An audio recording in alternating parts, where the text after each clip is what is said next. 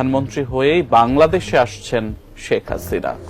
তবে কি দেশে ফিরছেন শেখ হাসিনা? দেশে ফিরে বিচারের মুখোমুখি হতে প্রস্তুত শেখ হাসিনা। বার্তা সংস্থা রয়টার্সকে দেয়া এক সাক্ষাৎকারে এমন আভাস দিয়েছেন শেখ হাসিনার ছেলে সজীব ওয়াজেদ জয়। সাবেক প্রধানমন্ত্রী শেখ হাসিনার মেয়ে সাইমা ওয়াজেদ পুতুল বলেছে, 1 মাসের মধ্যে আমার মা বাংলাদেশে আপনাদের মাঝে ফিরে আসবে।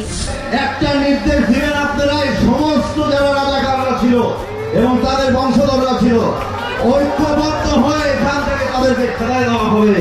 রাজনীতিতে নতুন উত্তেজনা, দেশে ফেরার ঘোষণা দিলেন শেখ হাসিনা।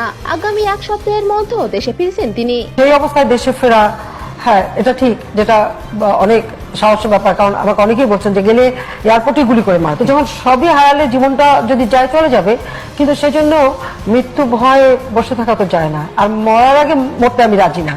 এমন পরিস্থিতিতে কে ধরবেন আওয়ামী লীগের হাল?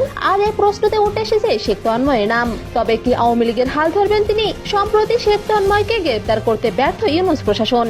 তার বিরুদ্ধে কোনো মিথ্যা মামলা দায়ের করা হয়নি। এদিকে বিচারের মুখোমুখি হতে চলেছেন শেখ হাসিনা, যার প্রেক্ষিতে আওয়ামী লীগের হয়ে রাজপথ দখল করার ঘোষণা দিয়েছেন শেখ তন্ময়। শেখ হাসিনার পক্ষে রাজপথে যদি নামতে হয়, আমরা নামবো এবং আমরা নিরপেক্ষ নয়, আমরা শেখ হাসিনার কর্মী, আবারও যদি রাস্তায় নেমে